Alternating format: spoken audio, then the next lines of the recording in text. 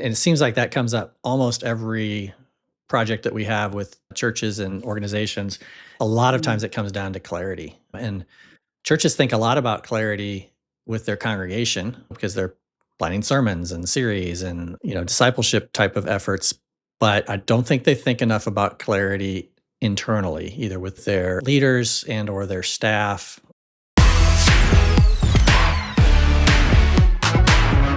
Hey, welcome to the Leading Smart Podcast, Season 3, Leading in Real Time. Today is a very special day because yesterday was our 1 year anniversary of the Leading Smart Podcast, which we're going to get to that at the end. But today, at the beginning, we're going to talk about leading in real time. You and I have both been leading in real time this week, Tim. You've been all over the place. I was in Ohio for a couple of days working with one of our Leading Smart clients. You were in a couple of different places. Over the past week, I was in Central PA, Dallas, and then Houston, working And with once 3 different again, I did churches. not see you while you were in Houston, even though I live here. I know. I know. We were what did we say at one point? We were like 12 minutes, 12 Yeah, miles from each other, so something like funny. that. Yeah. So, yeah. Well, if you follow our podcast and our newsletter, you learned a couple months ago that we brought on a new consultant to the Leading Smart team. Her name is Brandy Watterson. She is a phenomenal leader. I was telling her because I don't even know that she realized how special this was about herself. But Brandy is unique because she has extensive ministry experience, extensive business experience, and extensive school experience. So she sits in this unique unicorn place of being able to help churches and schools because our Leading Smart church clients have very different experiences of what schools look like. Some of them are partnering with a school that it's a for-profit. Some of them have a church that's a ministry of the church, like it's in the same budget and all the things. Some of our clients have a separate 501c3 that is the school. And she's able to speak to all of that. And I got to see that live in real time this week. She and I went to one of our clients who has had a school, Tim, for 40 years. This year is their 40th Wow. year anniversary. And that was just something that we really got to remind them how special that was, especially from Brandy's perspective. She was like, I've been in this industry for 17 years, and that is very, very unique that you have a 40-year legacy. So we Yeah. were just helping them dream about what the next 40 years looks like and just how to align the mission and vision of the church and the school together. It was like a little over a day and a half of being with that team, and it was just a wonderful experience. So that's what I was doing this week. That's great. And we were comparing notes a little bit before our call about like similarities. I was working on a very different type of project in both cases, but the similarity being like the need for clarity. And it seems like that comes up almost every project that we have with churches and organizations a lot of Mm. times it comes down to clarity. And churches think a lot about clarity with their congregation because they're planning sermons and series and, discipleship type of efforts. But I don't think they think enough about clarity internally, either with their leaders and or their staff. We know like when clarity lacks, when people don't know the story, they Mhm. just make up their own.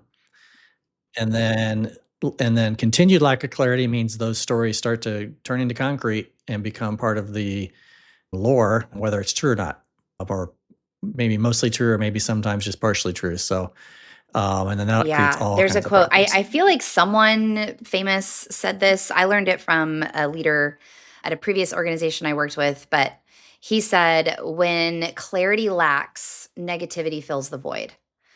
And I said that this week with That's this good. team, and everyone just nodded their head and it was like, yes, and it reigns true. And it's what you're saying, like we make up Negativity. story, Yeah. like we assume, because I think the human condition, and I will say, I do see this with my female clients more than my male clients. I don't know about you, Tim, but there is a desire to know, am I winning or not? Like, am I hitting the mark or not?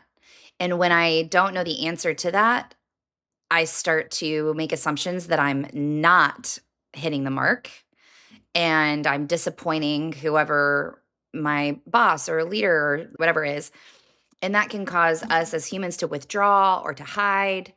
to feel shame or embarrassment when what I see over and over again. And then the executive leader is like, I just know, like, I want them to they have the autonomy. I want them to do the things, but there's a gap because there hasn't been communication or clarity of what winning looks like. And I see it across the board in businesses, churches, schools, big teams, small teams, long tenured organizations, startups. When clarity lacks, negativity fills the void. I just asked AI who coined that term, and it says it's most commonly Oh, attributed to Andy Stanley. And it says his quote was, "When there's a lack of clarity, people fill in the gaps with their own stories, and those stories are often negative."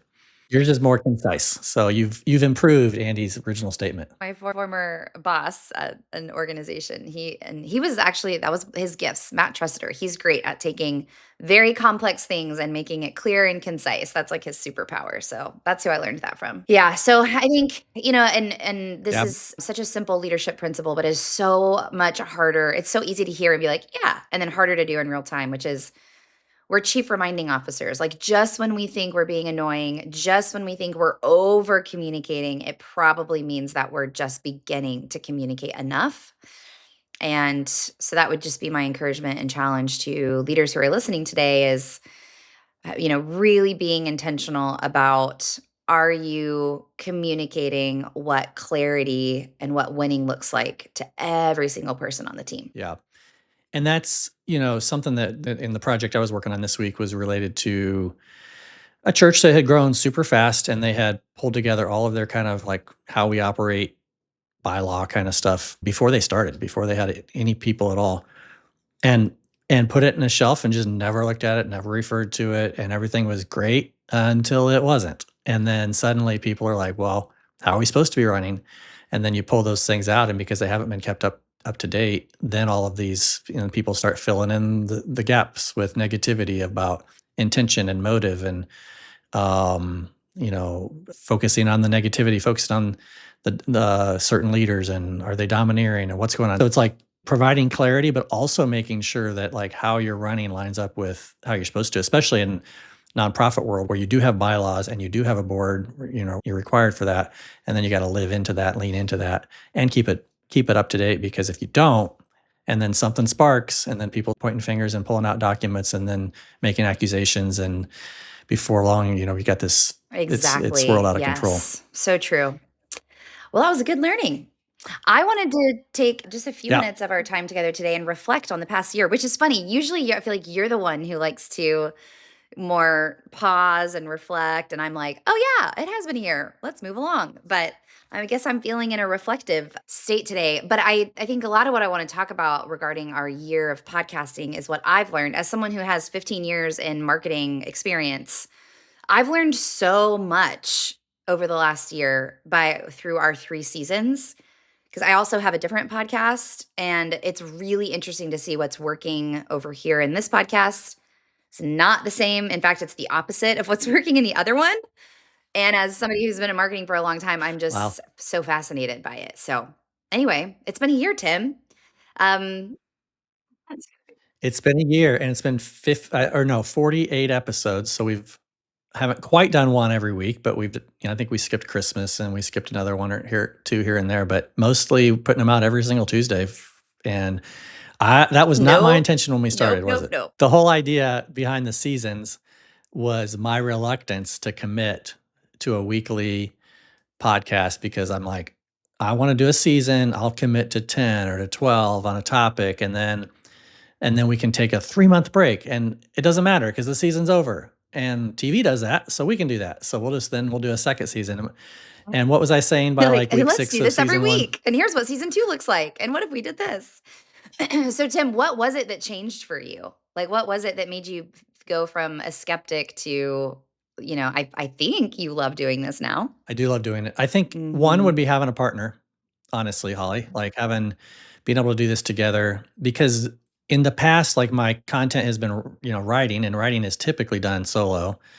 And there's a sense of, and I think pastors who preach every week and don't have a teaching team, I've talked to them, and they run out of fresh ideas. But they don't have an option because Sunday's coming and they got to find something to say. And when you're doing that solo, especially I think about that for smaller churches that that's what they do. They're preaching 50, 52 times a year. You can just, the well runs dry, so to speak. And I found that like in writing over time, because I've been blogging for, I don't know, 25 years maybe. And there's times when it's like, I just stop, for 2 or 3 months because I got nothing and I got to like refill the well. And so that was part of my thinking going in. If we start this weekly thing and then people expect it, and then, someone's in my ear saying, "What are you doing next week, Tim? What are you doing next week?" And I was like, I don't know, just shoot me in the head. So having a partner, and then we're both thinking about content, and you're really, really good at, um, you're better at coming. I don't think the Off word, the I was gonna say cuff, less prepared, but like, that's not the word. yeah. Off the cuff, because you're very prepared, but you're able to kind of pull it into cognitive thoughts where I need to like think about it a little bit, put it in writing, bullet it out. But doing this way that we do it together, Mhm. like it So doesn't require true. that. Yeah. And, I was reflecting too on we felt like when we first launched, we were like, man, we really need to there's so many general church leadership podcasts out there. We need to make each season very specific. Like that was one of and make it evergreen. That was one of our motivations going in. So our first season was on pastoral succession planning. I mean, a very important but not sexy topic. And very niche to a very, already church world is small. And then you're kind of like, okay, how many of them are actually thinking about succession that they would actually click on a podcast? But I love that that's out there, because we to this day are still getting calls based on people finding We that are. and then giving us a I call. Someone told me last week that they searched the word. This was an elder of a church, and he searched the word succession into Spotify and found our podcast. And then I talked to a church That's in amazing. Congo, really cool international church of 600 people in Congo, and they found us through YouTube. One of their pastors typed in, I don't think it wasn't succession planning. I can't remember what he searched, but he found our podcast through YouTube. So, yeah, so that was season 1, and then season 2 was more kind of philosophical and reflective. It was your 40 lessons in 40 years. And so that was interesting because people really liked learning from you, learning from your story. It was very story driven, from your Mhm. experience, and we started to see the podcast grow because it got a little bit broader, than the niche of succession planning, and started to build a little bit more momentum through that. And then season 3 has been leading in real time, has been also production value. So season 1 and season 2, we booked a studio. We really wanted it to be high quality. Yeah. Um, we still laugh at the fact that we like changed our outfits between each episode, and then we were like, "People know we're doing this all in one day," but we felt like we needed to change our outfits, which I think is still tickles me. Um, and then season 3 has just been very raw on Zoom. Like there's, no like you're in a hotel room half the time.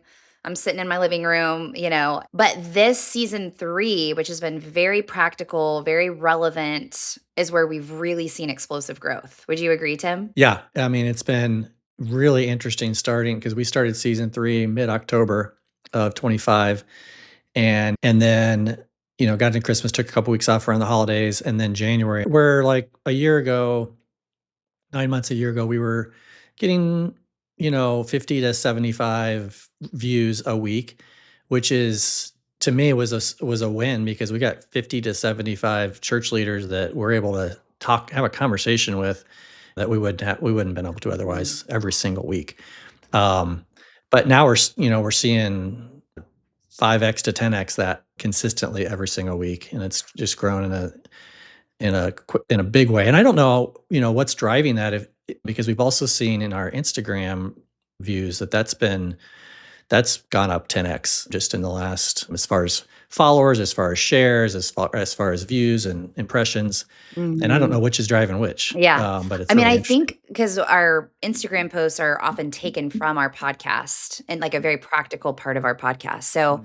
and this was just an interesting learning for me. And I'm sharing this because the principle that we can take away from this that I'm reminding myself is it, I'll speak for myself. I wish that someone would just tell me what works. Like, give me the formula, give me the thing. Mm. And if we all knew that, we would all be, quote, successful or a millionaire, whatever the driving force is, fame or money or whatever.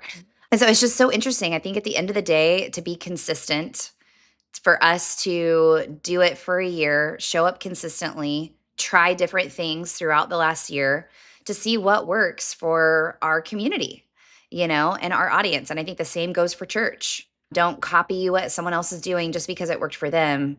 Figure out what works for your church and your community. Because my other podcast is called Get Mom Ready, and it's a podcast for moms navigating the tension between motherhood and life outside of being a mom. And I literally, Tim, you will appreciate this. And I don't even want to tell you this story because I feel like you're going to use it against me. Have I ever used anything against you, Holly? I don't know. Yes, you have. No, you're going to tease me about it. That's what I mean. Okay, so we All have right. a Google chat where that's four of us, four moms every week. And so we're going round and round about ideas. And, I am so impatient and I want everything to grow faster than it is, no matter what it is. And I'm like, we're going back and forth. And a couple of the moms like to have more philosophical conversations, and the other two of us are a lot more practical and tactical minded. And I'm like, ugh, like, I really think we need to be more practical. I think it needs to be like 5 reasons why, blah, blah, blah.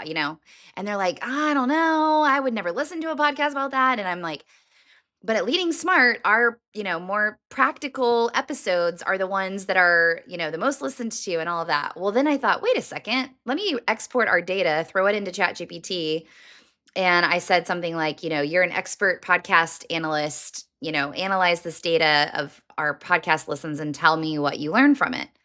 And it literally said the Wow. opposite of what I was saying. Yes. Oh, seriously? It was like Wow. story-driven conversations about identity shifts and more, theoretical conversations are what is giving you the most listens, not the more quote useful content. And I was like, man. So I know. Fascinating. Yeah, I would not have me guessed either. it either. So anyway, now you could argue that like a lot of our conversation, like the data, the majority of the data is those conversations. So it's analyzing. Mm. There's not as much of the practical. There's only like maybe 3 of however many 30 episodes that are practical. But anyway, I just wanted to unpack that with you because I think it's just been really interesting to like show up consistently, hear so almost every call I get on now, because you can book a time on my calendar on leadingsmart.com. Almost every single call, someone brings up our podcast. And it's just so sweet to know that someone besides Mrs. Stevens is listening to us and that it's helpful in the world. And then my like kind of principle to leave leaders with is to be patient and consistent. I'm telling that to myself. Um, and to try and Yeah. see what works for your community and your audience, because it might not be what works for somebody else's. Yeah. That's really good. I feel like I'm just thinking like in Instagram, we've learned recently and heard from others that like carousels are the thing right now that really, and that wasn't true, I think 5 months ago. I think that really kind of started happening early this year. And it'll be, that'll probably lose steam and, 2 months from now, it'll be something else, but it's interesting. But I think we started out with the podcast not caring, like we were like, we don't care if we get 10,000 or 100,000, or it's not about how many, it's about the right audience. And so I think that focus has been true. So this, we look at the stats and it's really interesting and it's cool that more people tune in, but it's really more about the right people tuning in that we feel like, because we want to add value. We're not trying to make money off this. So we want to add value to the Mhm. church and to church leaders. And so as long as we feel like we're adding value because the right people are listening and tuning in, and then we get that feedback on phone calls or when we meet people at conferences or in different places, then that's cool. I had a guy at my pickleball club who came up to me and said, "I've never seen this guy before." And he said, and this was last fall, so this was before like the podcast had really taken off. And he said, "Yeah, I already know you. Like, you've got a podcast." And I said, "Well, I mean, yeah, I do, but you wouldn't. No, you don't know me from that. Like, yeah, I do. Smart, right? Leading What? smart." And I'm like, "Okay, all right, maybe." And we played pickleball together that night, and I've never seen him That since. is So I don't know who that hilarious. guy You don't know if was. he like, it was a church leader or And no, I did ask him. It's mainly focused on church leaders, and he says, "Not, no, that's not where I'm not a church leader." But he says, I know for sure. I know. What's it called? Is it Leading I have not Smart?" heard that story. So That is so funny, that was Tim. fun. That's awesome. I love it. I'm so curious who that was. If you're listening and you were Tim's pickleball partner, let Yeah, us know who you were. That's awesome. Well, thank you let's find out. everyone Yeah. for listening. We are so grateful and couldn't do it without you. Okay, Tim, are you ready for a random segment? I want to Okay, know what let's is a talk. podcast that you listen to that's not ours. So what's your top? If you could only listen to one, what would you turn on and listen to? So okay, like I probably could run stats on Apple Podcast and find out what I most listen to, but I would say it's going to be right now. It's going to be Josh Pate Oh, college okay. football That I podcast. do not listen to that one. No. So yeah, I listen to that um, almost all of his episodes. I'll listen to a That's portion of them when I'm driving. He's on YouTube as well, so if I'm home, sometimes I'll watch it. But that's one. Another one, I listen to like investment or business kind of, building a business kind of podcasts. And so there's a couple that in that category. And I listen to if I'm on a long drive, I listen to in another category would be unbiased Mm. politics. So, if there's a podcast that's like it's not a slanted view, just like give me the news, not the commentary so much. So there's one called Left Center Right that is put out by I think it's NPR. It's one of their network stations. They have a very civil conversation from the left viewpoint, the right viewpoint, and the center viewpoint on something that happened that week. They only come out. It's a once a week podcast, and I just love like hearing that, like hearing the progressive argument against or for it, and the conservative argument against or for it, and just Mhm. stretches That's my awesome. brain. Mine mine is The Curiosity Shop, which is a new one that just came out maybe a month or 2 ago. I'm Yep, gonna by guess Brené Brene Brown Brown. and Adam Grant. So they're co-doing it. Okay. And Tim, I just love it so much. I mean, I'm like literally finding myself like it's a sermon. I'm like, yes, amen. Like as they're talking. But it's fascinating because the reason why they started this was because they had a pretty public um blow up a few years ago where Adam Grant wrote an article where he quoted Brené Brown's definition of I think it was shame in the article, and Brené felt like he had actually misquoted it and that he had misconstrued her intention. And so anyway, it was a pretty public blow up because they both have pretty big platforms and they didn't talk about it for years. They saw each other at conferences and were cordial, but Mm. anyway, but then they started to become friends, but they still hadn't really talked about the situation. And so the first couple of episodes of this podcast are them unpacking why they were both hurt by the situation, why it happened, kind of like what we were actually kind of like what we were talking about at the very beginning of this podcast. Like they both Oh had wow. assumptions Yeah. about each other that were not true. And anyway, so they kind of started it to intentionally disagree with curiosity and with and because she's a Mm. sociologist and he's a psychologist, and she's very intuition driven. Of course, she's a researcher. That's how she's built her career. She's a doctorate right now, but he also is, and but is very data and research driven. She also talks about her faith, and he is not a faith. He's anti-faith. So I just love it so much.